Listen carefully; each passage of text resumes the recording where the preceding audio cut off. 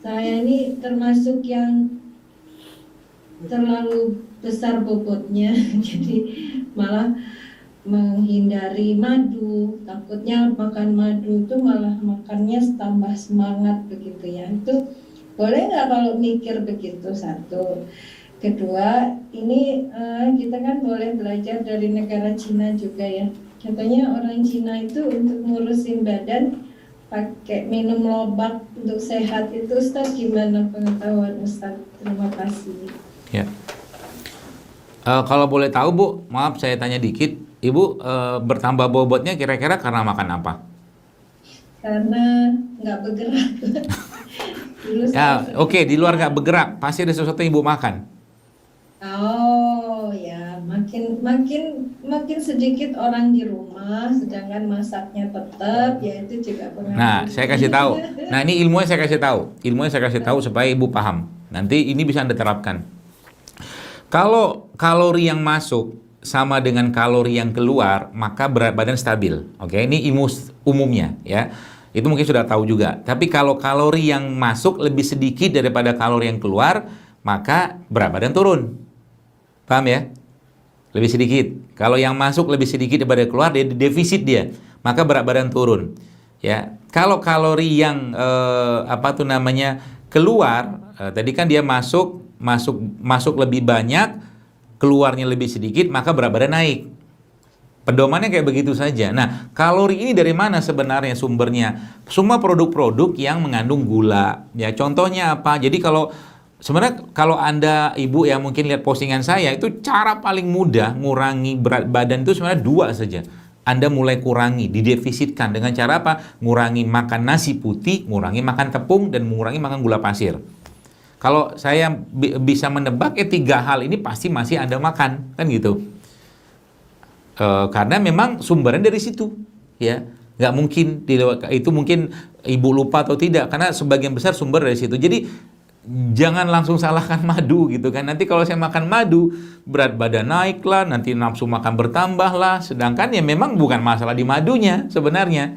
Kitanya yang tidak komitmen, kita tidak konsisten dengan katakanlah menjaga tubuh kita tadi. Tidak apa-apa, itu ya bagian, namanya juga manusia gitu kan, tidak masalah. Jadi kalau saya berarti caranya gimana supaya saya bisa apa tuh namanya turun berat badan, misalkan kalau judulnya menurunkan berat badan, ini kurangi kalau didefisitkan kalorinya.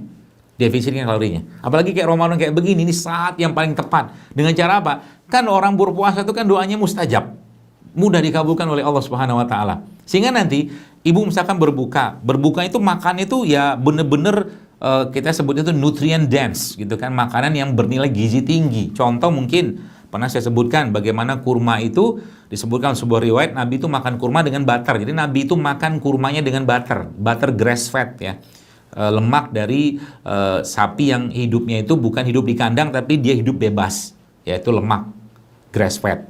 Itu banyak bahkan apa tuh namanya, ya, kalau mau cari bisa tuh ya, butter grass fed nanti makan sama kurma.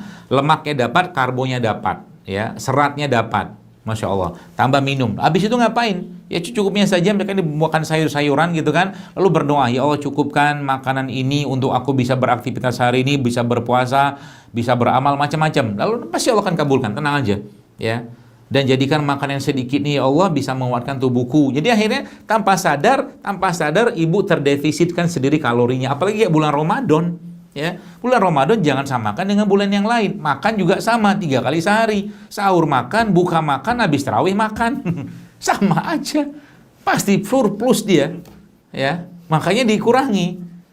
Terus sebenarnya kita apa namanya, ini butuh komitmen. Saya katakan tadi ya. Bentuk ya cara kita bersyukur dengan cara ya tadi mengurangi makanan-makanan yang masuk ke tubuh kita sehingga terjadi defisit. Kalau defisit kalori terjadi pasti dia akan turun. Ya, jadi berarti saya nggak boleh minum madu. Minum aja, Ibu makan minum madu 1 sendok mah udah ada bikin gemuk lah insya Allah. Minum madu 1 sendok gitu kan, nasinya 1 piring ya, tepungnya banyak lagi itu gitu kan. Jadi bukan salah di madunya, atau mungkin bukan salah madunya. Jadi itu salah satu caranya kita ya untuk mengurangi berat badan. Dan Dulu saya pernah bikin 3 tahun yang lalu itu tulisan tentang 7 Days Challenge JSR. Tapi nggak tahu tulisan itu di mana sekarang. Itu banyak sekali orang yang Masya Allah turun berat badannya, ya. Dengan sangat spektakuler gitu kan. Tapi hari setelah turun bingung sendiri mau diapain gitu kan. Nah, di sini kita perlu ilmu lagi. Jadi sebenarnya berat badan tuh kalau mau diturunkan silakan, tapi kita harus juga jaga maintain supaya dia tidak hanya berat badan turun, tapi massa ototnya juga bertambah. Dengan cara apa? Olahraga. Susah nggak? Susah. Hidup sehat tuh susah. Olahraga tuh susah. Ya. Tapi kalau nggak dipaksa, ini sampai kapan kita mau kayak begini-begini terus? Seperti halnya sering saya sampaikan itu kan kayak sholat malam, sholat tahajud itu kan susah. Susah, lagi enak-enak tidur bangun. Tapi kalau tahajud nggak dipaksain, sampai mati juga kita nggak bakal tahajud, gitu kan, seperti itu. Jadi ini nasihat saya lah tentunya. Tentunya ya ini butuh komitmen, ya konsistensi, komitmen kita untuk menjaga tadi. Apalagi kayak Ramadan kayak begini dan waktunya sangat banyak Allah berikan. Nah, berkaitan dengan tadi mungkin di Cina, sebenarnya banyak sih. Kalau ibu baca nanti browsing aja namanya blue country ya, atau ya blue country, negara-negara yang dia punya peringkat blue lah gitu kan, atau apa ya namanya itu ya, negara-negara dengan usia harapan hidup tertinggi di dunia. Itu sebagian besar pola makan yang mereka anut itu adalah pola-pola makan yang sehat ya.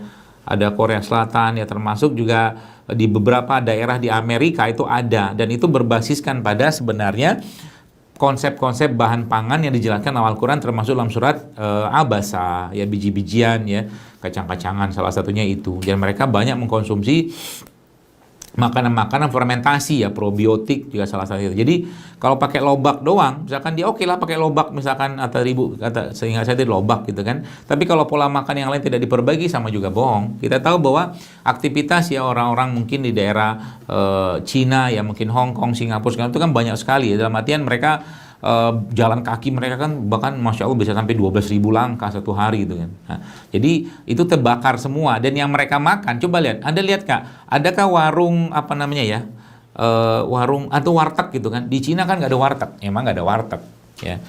Atau mungkin warung Padang di Cina nggak ada ya. Maksudnya apa? Mereka tuh kalau mau makan di restoran itu kan makan ada bahan masaknya itu dimasak.